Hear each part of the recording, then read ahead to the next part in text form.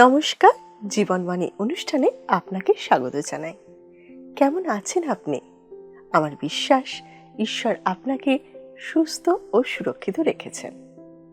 আপনি যদি আজকে প্রথমবার আমাদের এই জীবনবাণী অনুষ্ঠানে উপস্থিত আছেন, অথবা আপনি জীবনবাণী সম্পর্কে বিশেষ কিছু জানেন না, তাহলে আপনাকে বলি, এই অনুষ্ঠানে আমরা ঈশ্বরের বাক্য বাইবেল থেকে বিভিন্ন পুস্তক ধারাবাহিকভাবে অধ্যয়ন করে থাকি।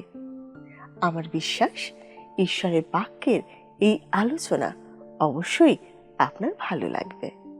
তাহলে আসুন আমরা শুনি ঈশ্বরের বাক্য আজ আমাদেরকে কি শিখাতে চান। হৃদয়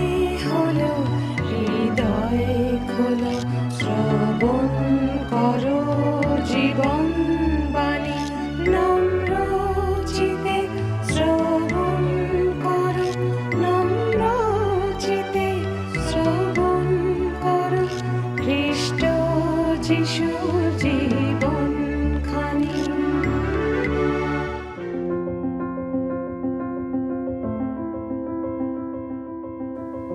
আমরা ধারাবাহিকভাবে বাইবেলের পুরাতন নিয়মের জিরোমীয় ভাবাদী পুস্তক থেকে আলোচনা করছি। ইতিমধ্যেই আমরা 8 অধ্যায় পর্যন্ত আলোচনা শেষ করেছি। আজকে থেকে আমরা 9 অধ্যায় থেকে 11 অধ্যায় পর্যন্ত আলোচনা করব। জিরোমীয় ভাববাদী দেখছেন তার জাতি ঈশ্বরের ভালোবাসা পূর্ণ কাতর মিনতিকে ঘৃণা ভরে দূরে ঠেলে দিচ্ছে, আর তাই দেখে জিরোমীয় ভাববাদীর হৃদয় ভেঙে খান খান হয়ে যাচ্ছে। সেই অভিব্যক্তি ফুটে উঠেছে 9 অধ্যায়। 9 অধ্যায়ের প্রথম পদেই তিনি বলছেন, হায় হায়, আমার মস্তক কেন জলময় হইল না, আমার চক্ষু কেন অশ্রুর উনুই হইল না, তাহা হইলে আমি আমার জাতির কন্যার নিহতদের বিষয়ে দিবারাত্র রোদন করিতে পারিতাম। দেখুন জিরোমীয় ভাববাদীর প্রতিক্রিয়া, কিভাবে তিনি তার বার্তা ঘোষণা করছেন। তিনি একজন কঠিন মনের মানুষ ছিলেন না। তিনি সেখানে দাঁড়িয়ে তার বার্তা ঘোষণা করছেন, আর তার চোখ দিয়ে অঝরে জল গড়িয়ে পড়ছে। এই বার্তা তাকে বেদনা কাতর করে তুলেছে। কয়েক শতাব্দী পর ইসরায়েলের লোকেরা যিশুকে কাঁদতে দেখেছিল, যখন তিনি জেরুসালেমের ধ্বংসের বিষয়ে কঠিন ভবিষ্যৎবাণী করছিলেন। সেই সময় লোকেদের মনে পড়ে গেছিল সেই কাঁদুনে ভাববাদী জিরোমীয়ের কথা। তারা ভেবেছিল হয়তো সেই জিরোমীয় ভাববাদী আবার তাদের কাছে ফিরে এসেছেন। দ্বিতীয় পদে একইভাবে কাতর হয়ে তিনি বলছেন, হায় হায়, প্রান্তরে পথিকদের রাত্রি বাসার্থক কুটিরের ন্যায় কেন আমার কুটির হয় নাই, হইলে আমি স্বজাতীয় দিগকে ত্যাগ করিয়া স্থানান্তরে যাইতে পারিতাম, কেননা তারা সকলেই ব্যভিচারী ও বিশ্বাসঘাতকদের সমাজ। তিনি চাইছেন কোনোভাবে যদি সব কিছু ছেড়ে প্রান্তরে চলে যেতে পারেন, তাহলে তার জাতির এই ভয়ঙ্কর পাপ তাকে দেখতে হবে না, যা গোটা দেশের জন্য ধ্বংস ডেকে নিয়ে আসছে। 23 এবং 24 পদে জিরোমীয়ের মাধ্যমে ঈশ্বর ইসরায়েল জাতিকে এক গভীর জ্ঞানের কথা জানাচ্ছেন। আসুন দেখি, লেখা আছে 23 এবং 24 পদে 9 অধ্যায়। সদাপ্রভু এই কথা কহেন, জ্ঞানবান আপন জ্ঞানের শ্লাঘা না করুক, বিক্রমী আপন বিক্রমের শ্লাঘা না করুক, ধনবান আপন ধনের শ্লাঘা না করুক। কিন্তু যে ব্যক্তি শ্লাঘা করে সে এই বিষয়ে শ্লাঘা করুক যে সে বুঝিতে পারে ও আমার এই পরিচয় পাইয়াছে যে আমি সদাপ্রভু পৃথিবীতে দয়া, বিচার ও ধার্মিকতার অনুষ্ঠান করি, কারণ ওই সকলে আমি প্রীত, ইহা সদাপ্রভু কহেন। পবিত্র শাস্ত্রের দুটি চমৎকার পদ। বিভিন্ন সময়ে পদ্মটি আলাদা আলাদাভাবে উল্লেখ করা হয়ে থাকে। যাই হোক, আমাদের মনে রাখতে হবে এই দুটি কথা বলা হয়েছিল এমন একটি জাতির উদ্দেশ্যে যারা ঈশ্বরের বাক্যকে প্রত্যাখ্যান করেছিল। জাতি হিসাবে আমরা আজ কি নিয়ে অহংকার করতে পারি? আমরা আমাদের জ্ঞান বুদ্ধি, ধন সম্পত্তি আর ক্ষমতার উপরে নির্ভর করি।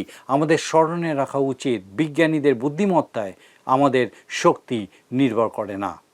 শেয়ার বাজারের ওঠানামায় আমাদের শক্তি নির্ভর করে না। রাজনৈতিক বা কূটনৈতিক চাতুরি আমাদেরকে শক্তি যোগায় না। আমাদের পরমাণু অস্ত্র আছে, আর সেটা যদি আমাদের শক্তির কারণ হয়, সেটাও মনে হয় ঠিক নয়। যদি আমাদের কোনো শক্তি থাকে, তবে সেটা আছে আমাদের আধ্যাত্মিক মূল্যবোধে, আমাদের নৈতিক চেতনায়, আমাদের চরিত্রে আর আমাদের লক্ষ্যে। কিন্তু বর্তমানে স্কুল কলেজে এগুলো শেখানো হয় না। আমরা এমন একটা প্রজন্ম তৈরি করছি যারা অত্যন্ত অভদ্র, যাদের কোনো নৈতিক মূল্যবোধ নেই, জীবনে কোনো সঠিক লক্ষ্য নেই। বাস্তবে জিরোমীয় ভাবাদী যেভাবে বলেছিলেন, আমরা ঠিক সেই রকম অন্ধকার পাহাড়ে পথ হারিয়ে ফেলা মানুষ। আমি জানি এগুলো বলা ঠিক নয়, এর ফলে হয়তো আমি অনেক বন্ধু হারাবো, অনেকের কাছে অপ্রিয় হব। জিরোমীয় ভাবাদীও সেই একই দশা হয়েছিল, কিন্তু আমি তার পক্ষেই দাঁড়াবো, কারণ তার মতো আমিও জানি আমার জাতিকে পুনর্জীবিত করার এখনও সুযোগ আছে, সময় আছে। জিরোমীয় ভাবাদীর মাধ্যমে সদাপ্রভু বলছেন, যে ব্যক্তি শ্লাঘা করে সেই বিষয়ে শ্লাঘা করুক যে সে ঈশ্বরকে জানে এবং তাকে বোঝে। আজ যেটা আমাদের সবথেকে বেশি প্রয়োজন সেটা হলো একদল নেতৃত্ব যারা ঈশ্বরবিহীন দর্শনের বদলে ঈশ্বরকে জানে। আমাদের দরকার সেই মতো লোকদের যারা ঈশ্বরকে জানে, ঈশ্বরের বাক্য জানে এবং তা মেনে চলে। আমরা খুব ভালো মার্জিত, আমরা খুব বুদ্ধিমান, এই ভ্রান্ত ধারণা থেকে, এই ভণ্ডামি থেকে আমাদের সরে আসা উচিত। আমাদের চলাফেরা, আচার আচরণ, আমাদের সফলতা এমন হওয়া উচিত যেন ঈশ্বর গৌরবান্বিত হন। কিন্তু তার বদলে আমরা আমাদের উন্নতিতে, আমাদের অগ্রগতিতে, আমাদের সফলতায় খুবই অহংকারী হয়ে পড়ছি। আমরা সব সময় সেটাই বড়াই করি। 10 অধ্যায়ে ঈশ্বরের গৃহের দ্বারে জিরোমীয় তার বার্তা শেষ করতে চলেছেন এবং এক নতুন বিষয় শুরু হতে চলেছে। ঈশ্বরের নিয়ম পুস্তক পুনরুদ্ধারের পর পুনর্জাগরণ ও পুনর্গঠনের কাজ শুরু হবে। ঈশ্বরের নিয়ম পুস্তকের পুনরুদ্ধার রাজা যোশিয়ের জীবনে দারুণ প্রভাব ফেলেছিল। তিনি উপলব্ধি করেছিলেন সমগ্র ইহুদি জাতি ঈশ্বরের দৃষ্টি থেকে, তার পরিকল্পনা থেকে কতটা নিচে নেমে গেছে। এটা যোশিয়াকে নাড়িয়ে দিয়েছিল, আর তিনি সম্পূর্ণ পরিবর্তিত হয়েছিলেন। তিনি সমগ্র জাতিকে ঈশ্বরের সামনে নিয়ে এসে তাদেরকে অঙ্গীকারবদ্ধ করিয়েছিলেন যে তারা ঈশ্বরেরই সেবা করবে। এই অধ্যায়ে আমরা দেখতে পাবো লোকেরা ঈশ্বরের বিকল্পের ব্যবস্থা করছে। তারা সবসময় ঈশ্বরের কোনো না কোনো বিকল্প ব্যবহার করেছে। যারা প্রকৃত জীবন্ত ঈশ্বরের আরাধনা করে না, তারা সবসময় তার কোনো বিকল্প খুঁজে নেয়। হতে পারে কোনো ব্যক্তি নিজেকেই নিজের ভগবান মনে করে।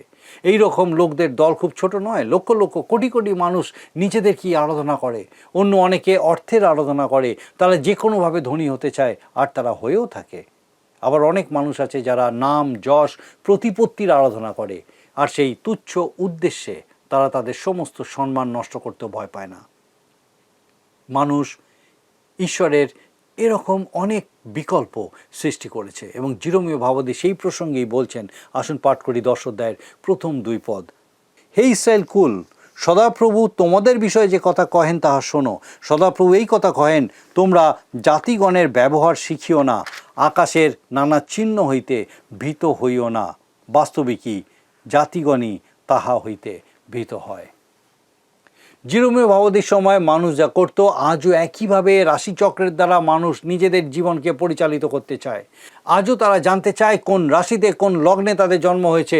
এমনকি বর্তমান গণমাধ্যমগুলোতেও এই বিষয়ে এত ঢালাও প্রচার করা হয় যেন এগুলো সত্যি এবং সুফলদায়ক।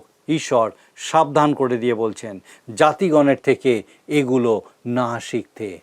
মনে রাখবেন, এই বিষয়ক বিদ্যা যা আজ বহুল প্রচলিত একটি ব্যবসা, তা অবিশ্বাসীদের সৃষ্টি। আসুন আমরা পাঠ করি 3 এবং 4 পদ। আমরা দেখি লেখা আছে, কেননা জাতিগণের বিধি সকল অসার, লোকে বনে যে কাষ্ঠ ছেদন করে তাহাই বাটালি সহকারে কারুকারের হস্তকৃত কর্ম হইয়া ওঠে।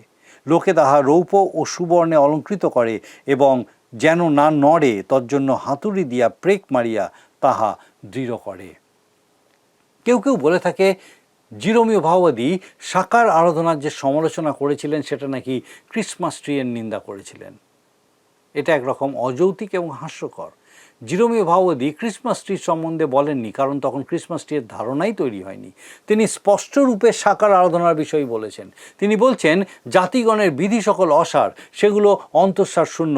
তার সময়কার মানুষেরা সে সমস্তই অসার বস্তুর আরাধনা করত, সেই বিষয়ে তিনি বলছেন। তিনি বলছেন তারা বনে যেত, কাঠ কেটে আনতো, বাটালি দিয়ে তারা একটা নির্দিষ্ট আকৃতি দিত, সোনা রৌপ্য দিয়ে সেগুলো সাজাতো, প্রেরক দিয়ে তাকে শক্ত করত এবং তারপর সেটারই আরাধনা করত। এবারে আপনি যদি বড়দিনের সময় ক্রিসমাস ট্রির সামনে হাঁটু পেতে বসে তার আরাধনা করেন, তাহলে অবশ্যই তিনি আপনার কথাই বলছেন। আমার মনে হয় না আমাদের এখানে কেউ সেরকম করে বলে। তারা এটাকে একটা সাজানোর জিনিস হিসেবে ব্যবহার করে, তারপর সেটাকে ছুঁড়ে ফেলে দেয়। আমার তো মনে হয় বড়দিনের সময় ক্রিসমাস ট্রির থেকে আত্ম আরাধনায় বেশি ভয়ঙ্কর হয়ে দাঁড়ায়। এই উৎসবে মানুষ শুধু নিজেদের জন্যই ভাবতে থাকে, নিজের জন্যই সব কিছু করতে থাকে। 6 পদে দেখুন জিরোমীয় ভাবাদী বলছেন 6 পদে, হে সদাপ্রভু, তোমার তুল্য কেহই নাই, তুমি মহান, তোমার নামও পরাক্রমে মহৎ। ঈশ্বরের সাথে কারোর তুলনা চলে না। জীবন্ত ঈশ্বরকে ছেড়ে আমরা আমাদের চারপাশে যা দেখতে পাই সেই সমস্তের আরাধনা করা সত্যি হাস্যকর। ঈশ্বরের চালনা ত্যাগ করে যারা বিভিন্ন রকম পথ তৈরি করে এবং সেই পথে চলার চেষ্টা করে, কত বড় সেটা বোকামি, তাই নয় কি? 10 অধ্যায়ের 11-12 পদে তিনি বলছেন, 10 অধ্যায় তার 11-12 পদ, তোমরা তাহাদিওকে এই কথা বলো যে দেবগণ আকাশমণ্ডল ও ভূমণ্ডল গঠন করে নাই, তাহারা ভূমণ্ডল হইতে ও আকাশমণ্ডলের অধ হইতে উচ্ছিন্ন হইবে। তিনি নিজ শক্তিতে পৃথিবী গঠন করিয়াছেন, নিজ জ্ঞানে জগৎ স্থাপন করিয়াছেন, নিজ বুদ্ধিতে আকাশমণ্ডল বিস্তার করিয়াছেন।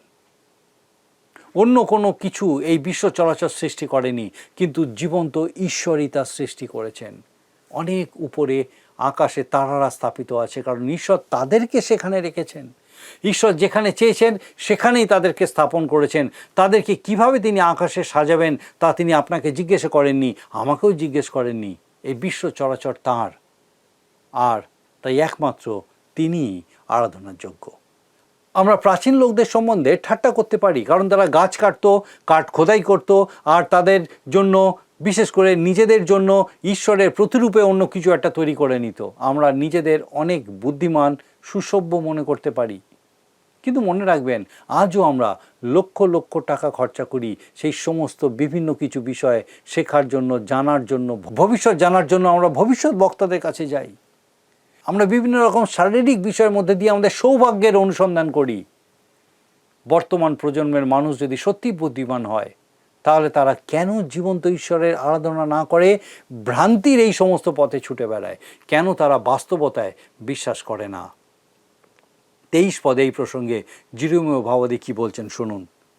10 অধ্যায় 23 পদ, হে সদাপ্রভু, আমি জানি মনুষ্যের পথ তাহার বশে নয়, মনুষ্য চলিতে চলিতে আপন পাদবিক্ষেপ স্থির করিতে পারে না।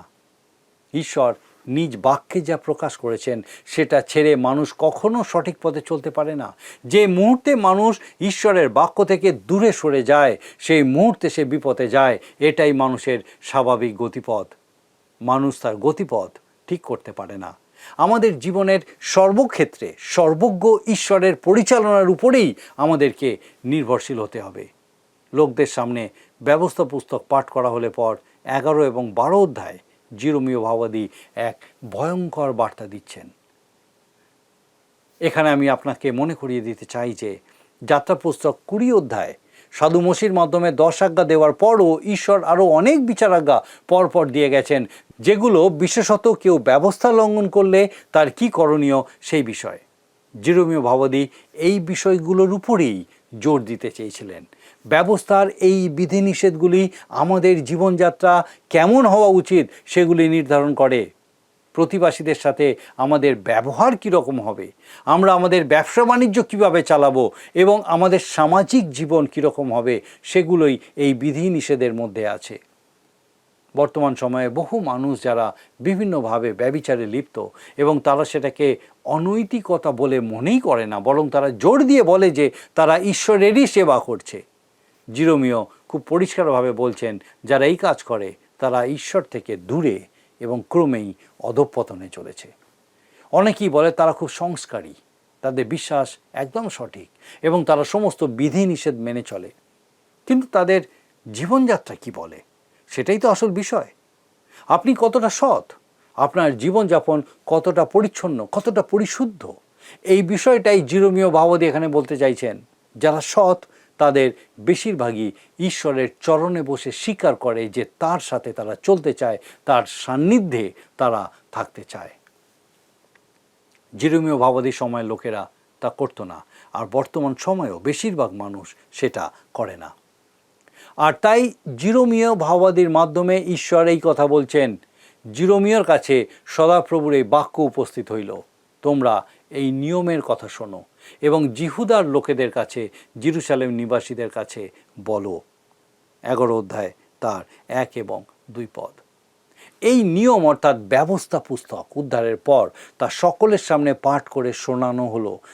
তখন রাজা যোশীয় সমস্ত নেতৃবর্গকে ডাকলেন এবং তারা সকলে এই অঙ্গীকার করলেন যে তারা ঈশ্বরের বাক্য অনুযায়ী চলবেন, সদাপ্রভুর সেবা করবেন।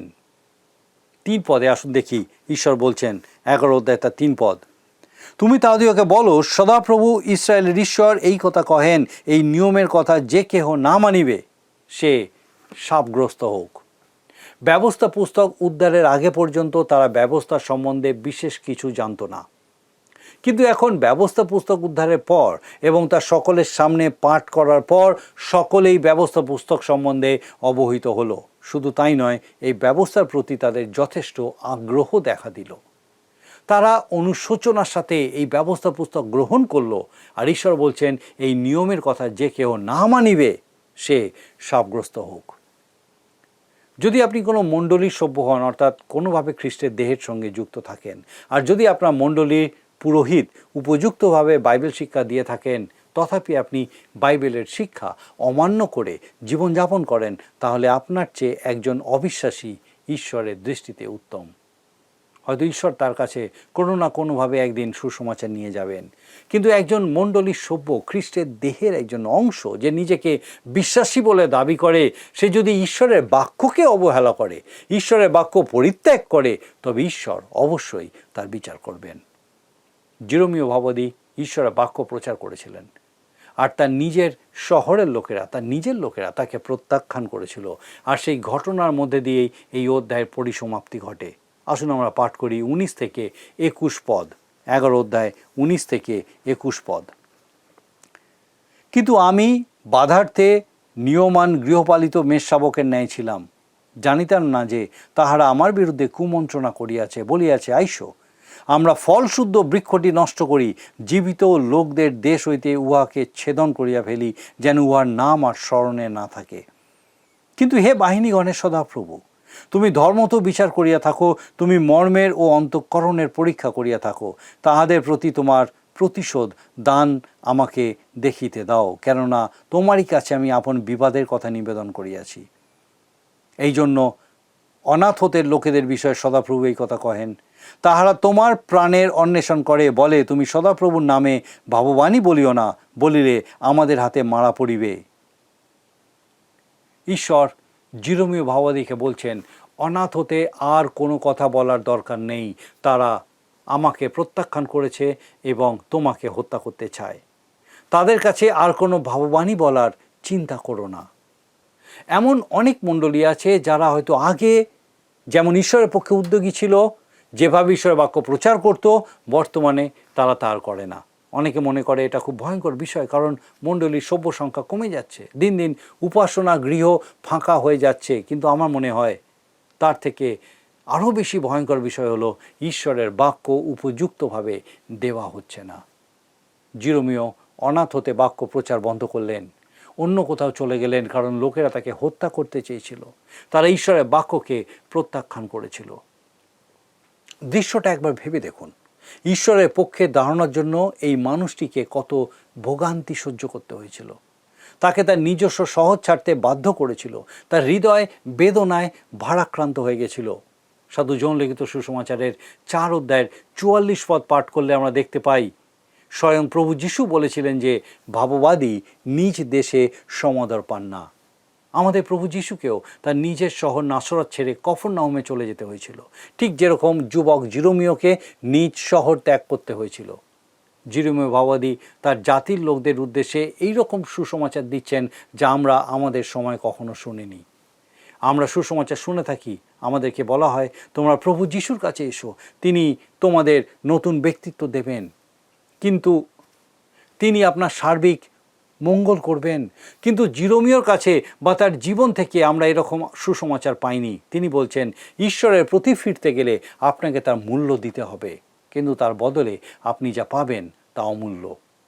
এটা ঠিকই যে জিহুদা জীবন্ত ঈশ্বরের সেবা করবে এই অঙ্গীকার করেছিল, কিন্তু দেশে যে নবজাগরণ এসেছিল সেটা তো সম্পূর্ণ বাহ্যিক ছিল।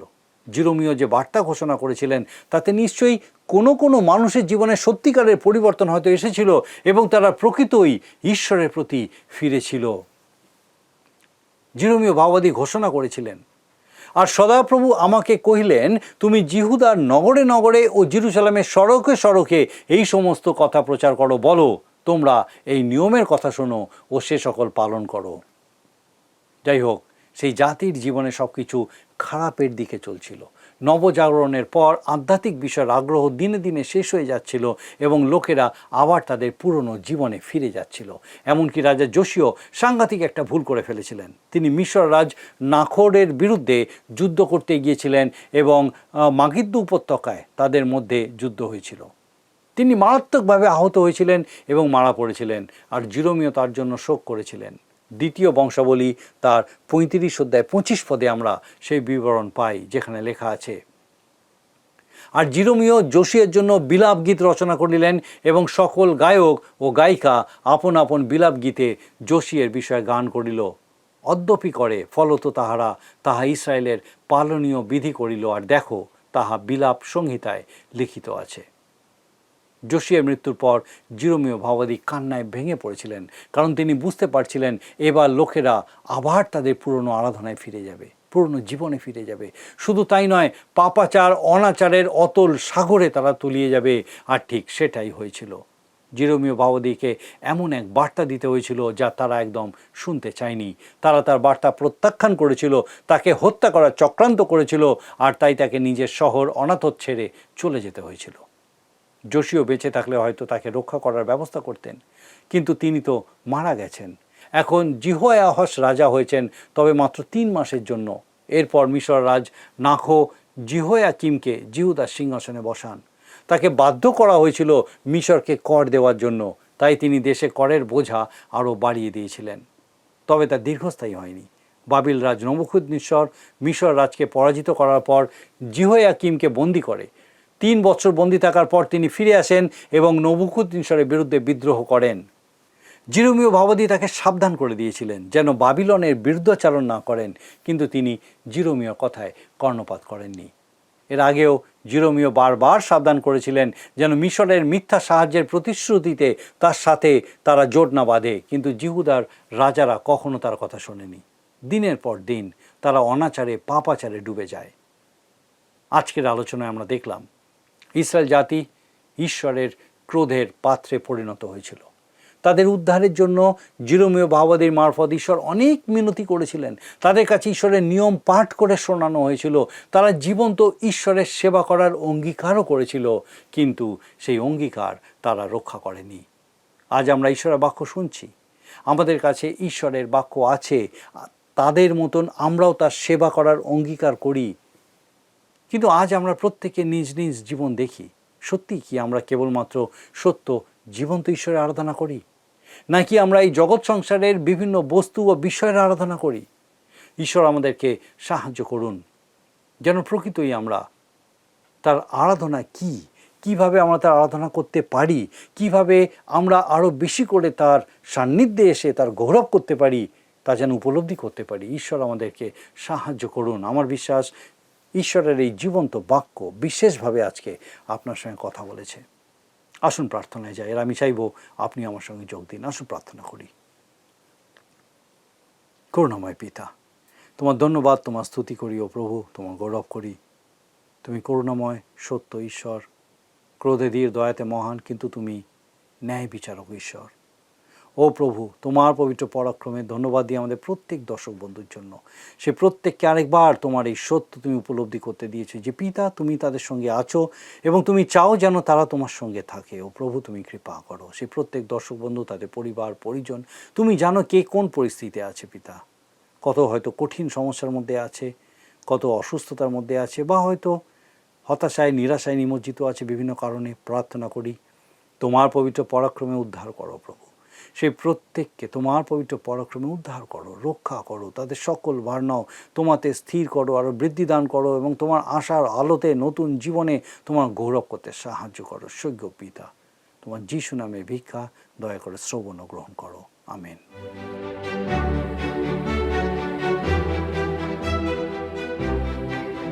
বন্ধুরা, আমরা পবিত্র বাইবেল থেকে ঈশ্বরের জীবনদায়ী বাক্য শুনলাম।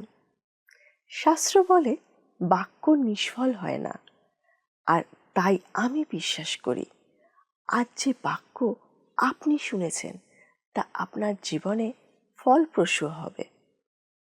আপনার কোনো প্রশ্ন থাকলে আপনি টিভি স্ক্রিনে দেওয়া নাম্বারে আমাদের তা জানাতে পারেন। আপনি যদি আমাদের এই অনুষ্ঠান বা পুরাতন সম্প্রচারগুলি আবারও দেখতে চান তাহলে আমাদের অফিসিয়াল ইউটিউব চ্যানেলটি সাবস্ক্রাইব করুন। ভালো লাগলে ভিডিওটি লাইক করুন এবং আপনার বন্ধু বান্ধবদের সাথে শেয়ার করুন। আর অবশ্যই আপনার মতামত কমেন্ট সেকশনে জানান। আমরা চেষ্টা করব আপনার প্রশ্নের উত্তর দিতে। এখন আমরা প্রশ্ন উত্তর পর্বে চলে যাই এবং শুনে নিই আজকের দিনের প্রশ্ন। প্রিয় বন্ধু, আসুন আমরা আজকের প্রশ্ন উত্তরে আসি। গতকালের প্রশ্নের উত্তর অপশন বি। আজকের প্রশ্ন, দেশে করের বোঝা কে বাড়িয়ে দিয়েছিলেন? A Nebuchadnezzar, B Josiah, C Jehoiakim, D Necho. প্রিয় বন্ধু, এই প্রশ্নের উত্তর আগামীকাল সন্ধ্যা 6টার মধ্যে option A, B, C, D সহকারে আপনার নাম ও সম্পূর্ণ ঠিকানা সহ 9433497235 এই নম্বরে SMS বা লিখে পাঠাবেন।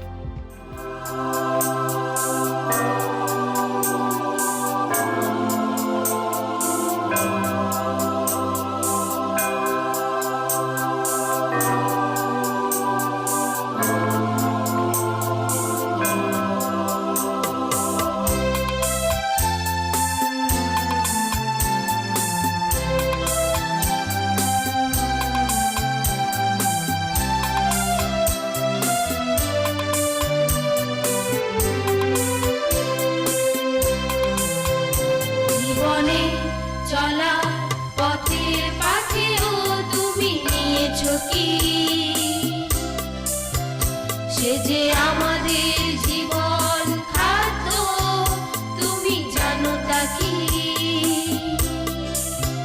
সে যে বাইবেল, প্রিয় বাইবেল, সে যে আমাদের প্রিয় বাইবেল, সে যে বাইবেল, প্রিয় বাইবেল, সে যে আমাদের প্রিয় বাইবেল। জীবনে চলার পথের পাশেও তুমি নিয়েছো কি? সে যে আমাদের জীবন খাদ্য, তুমি জানো তা কি?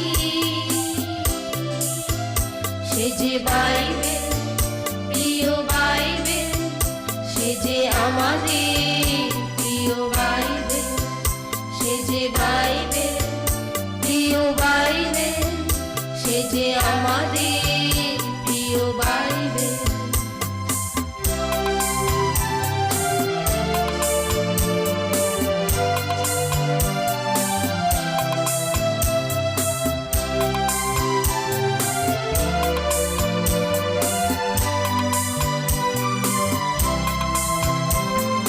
চলার পথে সে আলো দেখায়, সংকটে সে পাশে দাঁড়ায়। চলার পথে সে আলো দেখায়, সংকটে সে পাশে দাঁড়ায়। দুঃখে সান্ত্বনা দেয় আমায়, দুঃখে সান্ত্বনা দেয় আমায়। তুমি জানো তা কি? তুমি জানো তা কি? তুমি জানো তা কি? যদি আপনার এই অনুষ্ঠান ভালো লেগে থাকে তাহলে এই নম্বরে একটি মিসড কল করুন। তাহলে আপনি পরের বারের বিজয়ী হতে পারেন।